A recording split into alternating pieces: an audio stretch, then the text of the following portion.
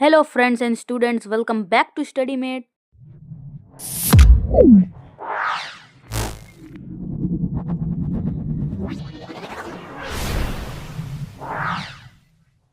आज हम सॉल्व करेंगे कंप्यूटर का मॉडल पेपर, जो ऑफिशियल मॉडल पेपर है यूपीएमएसपी के द्वारा, यूपी बोर्ड माध्यमिक शिक्षा परिषद के द्वारा ऑफिशियल मॉडल पेपर को आज हम लोग सॉल्व करेंगे। तो देखते हैं पहला प्रश्न क्या है। सबसे पहले हम देखते हैं कि समय हमारे पास है 3 घंटे 15 मिनट का। 3 घंटे 15 मिनट का समय है हमारे पास, और शुरुआत के 15 मिनट परीक्षार्थियों को केवल प्रश्न पत्र पढ़ने के लिए निर्धारित हैं। पूर्णांक हमारे 70 हैं। 30 नंबर आपको स्कूल से प्राप्त होंगे। ये क्यूपी क्वेश्चन पेपर का नंबर है, कोड। अब देखते हैं कि क्या निर्देश दिए गए हैं। सभी प्रश्न अनिवार्य हैं। सभी प्रश्न अनिवार्य हैं। ये हमें इसमें सारे प्रश्न जो हैं अटेम्प्ट करने हैं। इस प्रश्न पत्र के दो खंड यानी कि खंड आ तथा खंड बा हैं। खंड आ में 1 अंक के 20 बहुविकल्पी प्रश्न यानी कि 20 नंबर के एमसीक्यू हमें सॉल्व करने हैं, जिनके उत्तर हमें ओएमआर उत्तर पत्रक पर देने हैं। ओएमआर शीट पर हमें इसके आंसर देने हैं 20 एमसीक्यू के। चौथा है, खंड आ में प्रत्येक प्रश्न का निर्देश पढ़कर केवल प्रदत्त ओएमआर उत्तर पर ही उत्तर दें।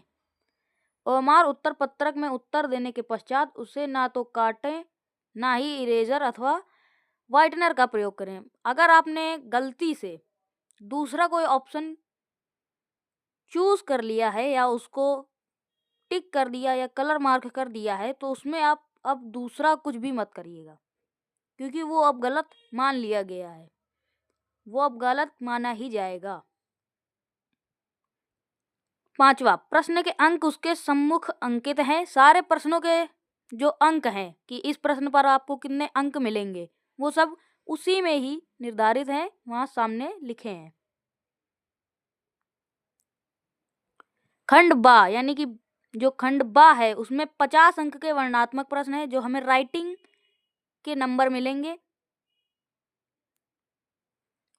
खंड बा में 50 अंक के वर्णनात्मक प्रश्न है। मैंने दोबारा बोल दिया, इसको मुझे कट करना पड़ेगा। प्रथम प्रश्न से आरंभ कीजिए तथा अंतिम प्रश्न तक करते जाइए। जो प्रश्न ना आता हो उस पर समय नष्ट न कीजिए। ये हमें यूपीएमएसपी द्वारा खुद ही बोला गया है कि अगर आपको कोई प्रश्न ना आ रहा हो तो उसके अलावा और प्रश्न करने की कोशिश करिए। उसके बाद अब हमारे पास आ गया है खंड आ। खंड आ वस्तुनिष्ठ प्रश्न यानी कि बहुविकल्पी प्रश्न। 20 क्वेश्चन एक नंबर के हैं, तो ये हो गए हमारे 20 नंबर के। सबसे पहला प्रश्न, सी भाषा का विकास कब हुआ था?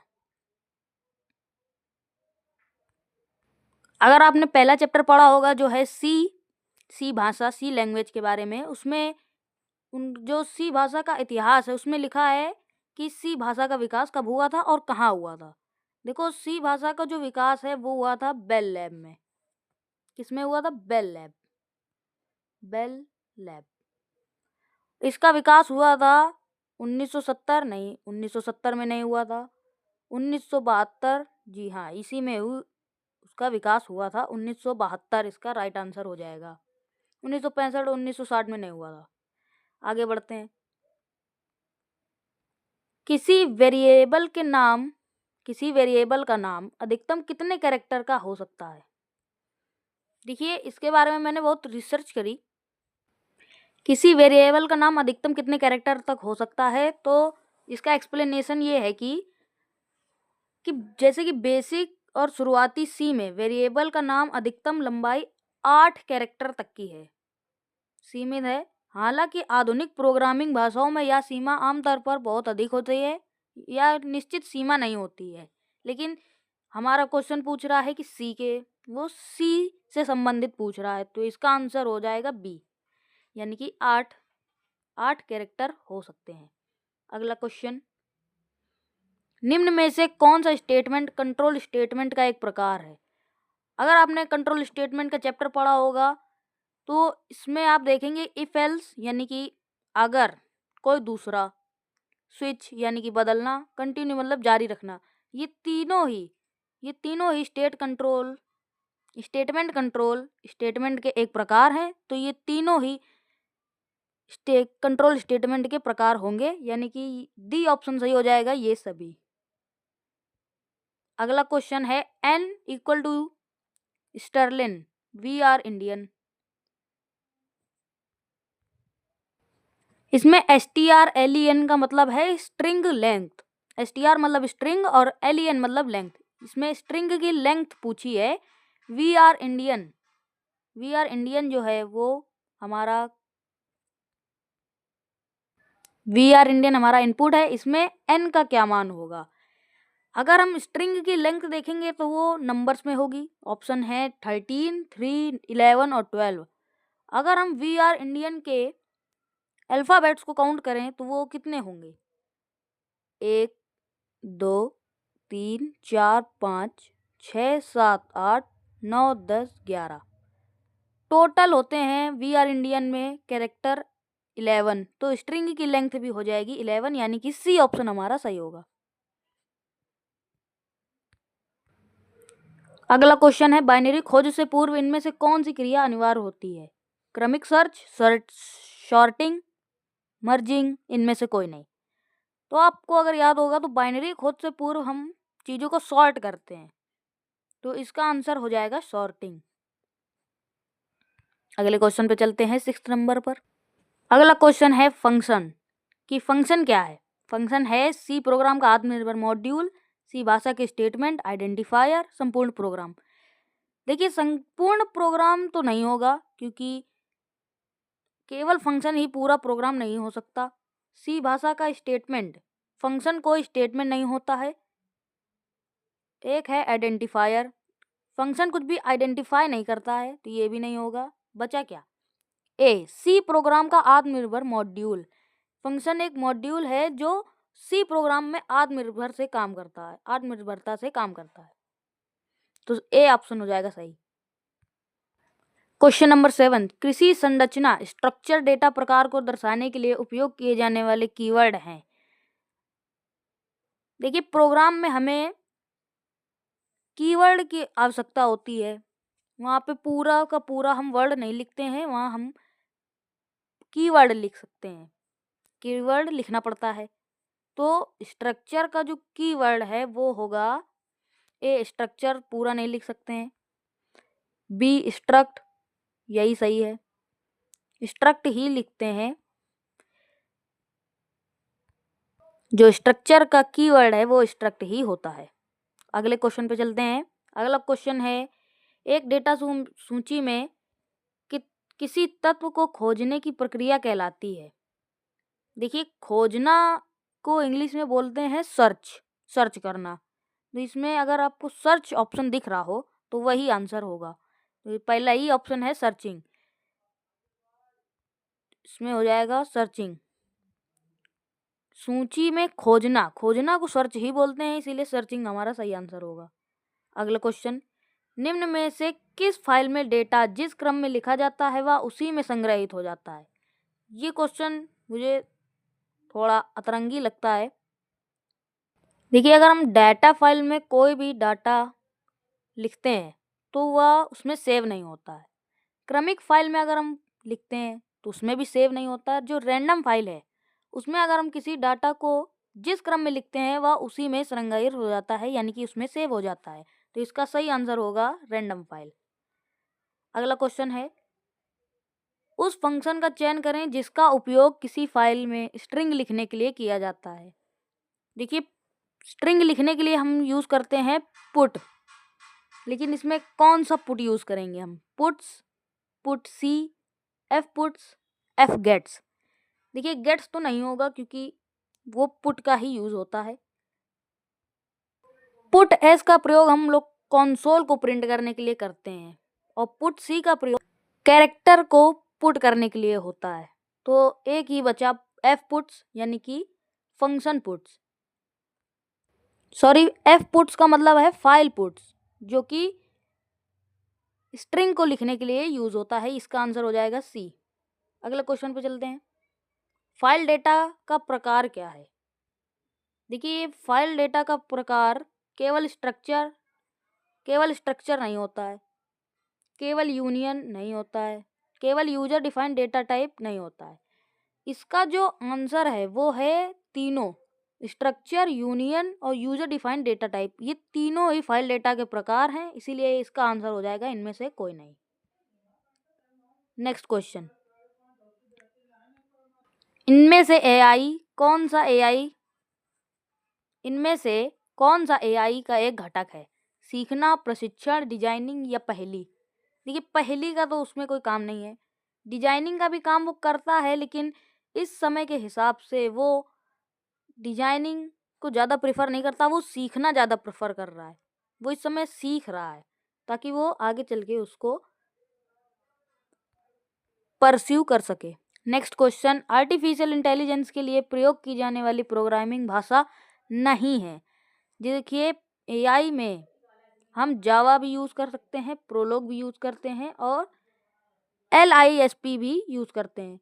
जो पर्ल भाषा है वो एआई के लिए यूज़ नहीं होती है, तो इसका आंसर हो जाएगा पर्ल। नेक्स्ट क्वेश्चन, प्रथम ड्रोन का आविष्कार कब हुआ? इसका आंसर है 1898 या 1915 या 1935 या 1849। देखिए, प्रथम ड्रोन का आविष्कार, देखिए जो फर्स्ट ड्रोन का आविष्कार हुआ वो ब्रिटेन में वर्ल्ड वॉर 1 के टाइम पर हुआ। और वर्ल्ड वॉर 1 का जो टाइम है, प्रथम ड्रोन का आविष्कार कब हुआ? 1849, 1898, 1915, 1935। तो इसका आंसर होगा 1849। प्रथम मानव रहित हवाई वाहन यूएवी का उपयोग 1849 में ऑस्ट्रियाई सेना द्वारा वेनिस शहर पर बमबारी करने के लिए उपयोग किया गया था। ये एक गुब्बारे पर आधारित प्रणाली थी जिससे उन्होंने विनीसियन बम नाम दिया।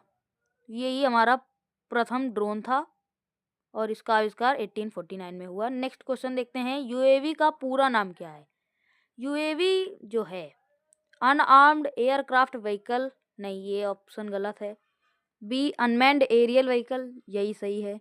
अनआर्म्ड एरोप्लेन व्हीकल नहीं होगा, अनमैन्ड एरोप्लेन व्हीकल भी नहीं होगा। इसका जो सबसे सही आंसर है वही अनमैन्ड एरियल व्हीकल होगा। अगले क्वेश्चन पे देखते हैं, साइबर सुरक्षा का एक घटक है। साइबर सुरक्षा का एक घटक है internet of things, AI, database या हमले। देखिए, साइबर सुरक्षा का सीधा मतलब ही इंटरनेट ऑफ थिंग्स है, क्योंकि हम इंटरनेट पे ही कुछ ना कुछ करते हैं, उसी को साइबर भी बोलते हैं। इसीलिए साइबर सुरक्षा का एक घटक इंटरनेट ऑफ थिंग्स ही होगा। अगला, स्पूफिंग क्या है? स्पूफिंग है कंप्यूटर पर बनना, एंटीवायरस सॉफ्टवेयर बदलना, पॉपअप विज्ञापन बदलना, वैध दिखने वाली वेबसाइट को बदलना। इसका जो सही आंसर है वो होगा वैध दिखने वाली वेबसाइट को बदलना। अगले क्वेश्चन देखते हैं, कोई भी व्यक्ति ई कॉमर्स के किस माध्यम से अपना लैपटॉप OLX पर बेचता है? देखिए, कोई भी व्यक्ति ई कॉमर्स के किस माध्यम से अपना लैपटॉप OLX पर बेचता है? B2B यानी कि बिजनेस टू बिजनेस, B2C यानी कि बिजनेस टू कंज्यूमर, C2C यानी कि कंज्यूमर टू कंज्यूमर, या इनमें से कोई नहीं। अगर आप जानते होंगे OLX आपने यूज़ किया होगा, तो उसमें हम ही विज्ञापन डालते हैं और हमारे जैसा कोई उसको खरीदने के लिए आता है। तो जो ये बिजनेस हुआ वो होगा C2C यानी कि कंज्यूमर टू कंज्यूमर।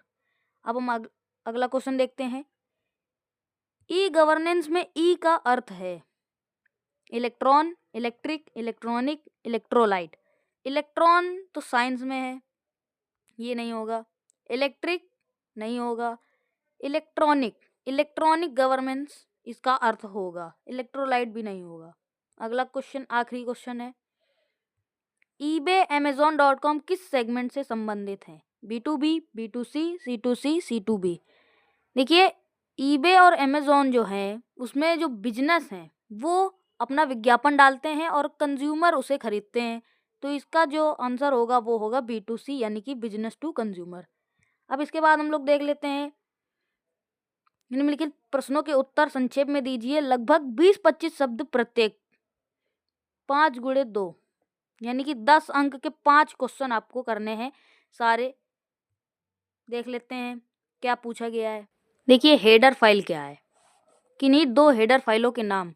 देखिए हेडर फाइलें ऐसी फाइलें होती हैं जिनमें फंक्शन, क्लासेस, वेरिएबल और कांस्टेंट की घोषणाएं होती हैं। 2 नाम अगर हम देना चाहें तो एक हम दे सकते हैं हैशटैग इंक्लूड, एक हो जाएगी studio.h। हैशटैग इंक्लूड इन्हें लिखने के पहले प्रयोग करते हैं, फिर उसके बाद लिख सकते हैं हम studio.h, एक लिख सकते हैं math.h। तो ये हमारा आंसर हो जाएगा पूरा। दूसरा क्वेश्चन है सी भाषा के प्रमुख डेटा टाइप कौन से हैं, उनके नाम लिखने हैं। देखिए सी भाषा के प्रमुख जो डेटा टाइप हैं वो INT यानी कि इंटीजर, CHAR मतलब कैरेक्टर, फ्लोट मतलब फ्लोट, डबल और वॉइड है। सी प्रोग्रामिंग भाषा में मुख्य रूप से 5 बेसिक डेटा टाइप होते हैं जिनका उपयोग विभिन्न प्रकार के डेटा को स्टोर करने के लिए किया जाता है। नाम मैंने आपको बता ही दिए हैं, तो ये क्वेश्चन भी होता है कंप्लीट। अब हम देखते हैं अगला क्वेश्चन। अगला क्वेश्चन है सी भाषा में कितने लूपिंग स्टेटमेंट हैं, किन्हीं 2 के नाम लिखने हैं। देखिए सी भाषा में लूपिंग स्टेटमेंट जो हैं वो हैं 3, एक है फॉर, एक है वाइल, एक है डू वाइल। अब इनके बारे में आप लिख सकते हैं, किन्हीं 2 के नाम लिखने थे, मैंने आपको तीनों के नाम बता दिए क्योंकि 3 ही होते हैं और 2 ही के नाम पूछे गए हैं। तो ये वाला क्वेश्चन भी होता है कंप्लीट। अगला क्वेश्चन है पेलोड के आधार पर ड्रोन के कुल कितने प्रकार हैं और प्रत्येक का नाम लिखिए।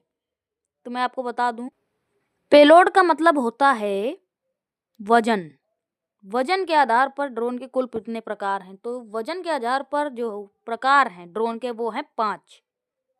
एक होता है नैनो ड्रोन जो कि 250 ग्राम तक वजन वाले होते हैं, माइक्रो ड्रोन 250 ग्राम से 2 किलोग्राम तक, स्मॉल 2 किलोग्राम से 25 किलोग्राम तक, मीडियम 25 किलोग्राम से 150 किलोग्राम तक और लार्ज 150 किलोग्राम से अधिक वजन वाले ड्रोन जो होते हैं वो सबसे लार्ज वाले ड्रोनों की श्रेणी में आते हैं। अब है STR-CAT, STR-CAT और STR-LEN का प्रमुख कार्य है। इसका मैं आपको प्रमुख कार्य बताता हूँ। देखिए STR-CAT का मतलब होता है 2 स्ट्रिंग को जोड़ना। STR-CAT का जो काम है वो है 2 स्ट्रिंग को जोड़ना और STR-LEN का मतलब है स्ट्रिंग लेंथ, जिसका भी एक MCQ भी हमने देखा था, एक स्ट्रिंग की लंबाई की गणना करता है। ये हमारे 5 आंसर हो गए। अब आगे देखते हैं, फिर से हम देखते हैं, फिर से प्रश्नों के उत्तर दीजिए। लगभग 40-50 शब्दों में प्रत्येक में 4 क्वेश्चन दिए गए हैं और सारे 3-3 नंबर के हैं, यानी कि 12 नंबर आपके यहाँ से बनते हैं। पहला क्वेश्चन है सी कैरेक्टर सेट क्या है, इसके अंतर्गत कौन से कैरेक्टर शामिल होते हैं। तो सी कैरेक्टर सेट होता है जिसमें अक्षर, अंक, विशेष कैरेक्टर और व्हाइट स्पेस कैरेक्टर शामिल होते हैं। अक्षर अंग्रेजी वर्णमाला के बड़े अक्षर A से Z और छोटे अक्षर A से Z। अंक डिजिट दशमलव अंक यानी कि 0 से 9 तक। विशेष कैरेक्टर @ हैशटैग और अन्य और भी जो विशेष कैरेक्टर हैं वो उपयोग होते हैं। वाइट स्पेस कैरेक्टर यानी कि स्लैश लगाना, जिसको हम भाग भी बोल सकते हैं, /T और /N यानी कि टैब और न्यू लाइन आदि सी कैरेक्टर सेट हैं और इनके अंतर्गत ये सारे कैरेक्टर सेट आते हैं। कॉल बाय रेफरेंस क्या है, अगला क्वेश्चन है कॉल बाय रेफरेंस क्या है। कॉल बाय रेफरेंस एक विधि है जिसमें एक फंक्शन को आर्गुमेंट के रूप में एक वेरिएबल का एड्रेस पास किया जाता है। इसी का अर्थ होता है कॉल बाय रेफरेंस। इसका उपयोग होता है या तब उपयोग होता है जब फंक्शन को मूल डेटा को संशोधित करने की आवश्यकता होती है। C++ में यह अक्सर पॉइंटर्स या रेफरेंस का उपयोग करके कार्यान्वित किया जाता है। अगला क्वेश्चन है साइबर सुरक्षा के महत्व पर प्रकाश डालिए। तो साइबर सुरक्षा का महत्व प्रकाश डालने का मतलब है कि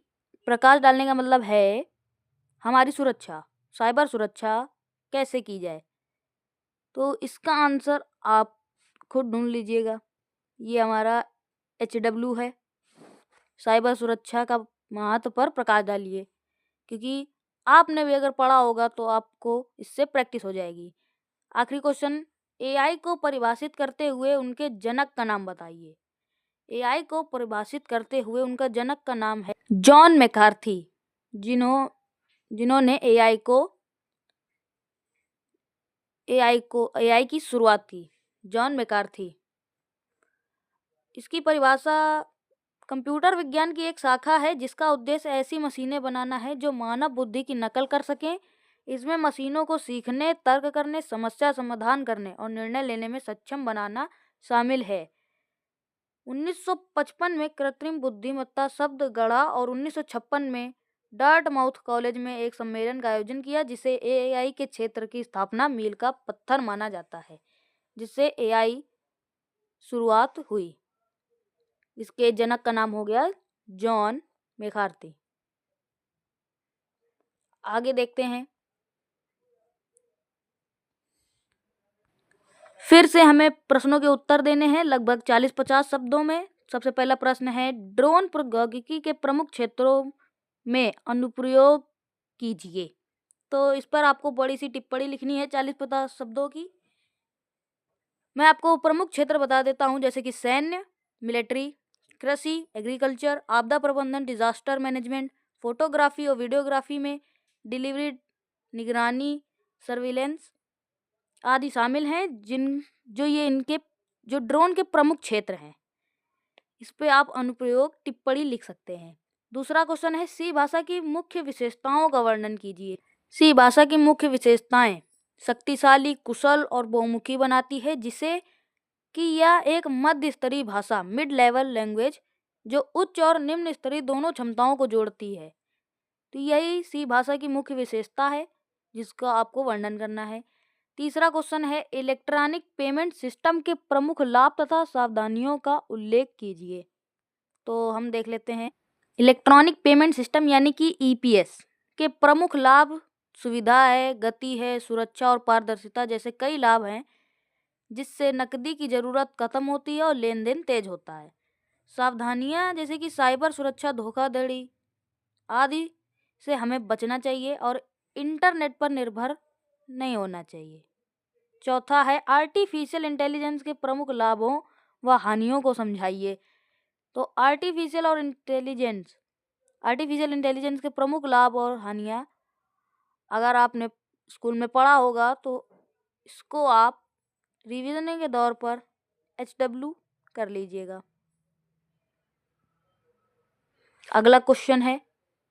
अगला पार्ट है चौथा, निम्नलिखित प्रश्नों का उत्तर दीजिए लगभग 50-60 शब्दों में। 2 क्वेश्चन हैं और दोनों 4-4 नंबर के हैं, यानी कि 8 अंक आपके यहाँ से बनेंगे। ई-कॉमर्स के इतिहास तथा उसके प्रमुख प्रकार का वर्णन कीजिए। फाइल क्या है, उसके प्रमुख प्रकारों को समझाइए, अथवा केवल एक क्वेश्चन दिया गया है, फंक्शन क्या है, उदाहरण सहित स्पष्ट कीजिए। या तो आप ये दोनों कर लीजिएगा या तो एक केवल फंक्शन वाला कर लीजिएगा जो आपको सही आता हो। अगला देखते हैं, दीर्घ उत्तरीय प्रश्न लगभग 150 शब्द प्रत्येक। इसमें आपको केवल एक ही प्रश्न करना है और एक ही प्रश्न 8 नंबर का होगा। तो एक है, सर्चिंग क्या है, ये कितने प्रकार की होती है, उदाहरण सहित बताइए लगभग 150 शब्द में। और अथवा एरे के प्रमुख प्रकार कौन से हैं, 1 डायमेंशनल एरे को घोषित या परिभाषित करने के तरीकों का उदाहरण सहित वर्णन कीजिए, यानी कि प्रोग्राम बनाने के लिए आपको इसमें करना है। तो यही था हमारा मॉडल पेपर, जो कि UPMSP के द्वारा दिया गया था। आपका बहुत बहुत धन्यवाद, आपने यहाँ तक पूरा मॉडल पेपर सॉल्व किया। अगर आपको मॉडल पेपर सॉल्विंग अच्छी लगी हो तो वीडियो को लाइक कीजिएगा, चैनल पे नए हो तो सब्सक्राइब कीजिएगा, और मिलते हैं नेक्स्ट अगले मॉडल पेपर के साथ। तब तक के लिए बाय बाय।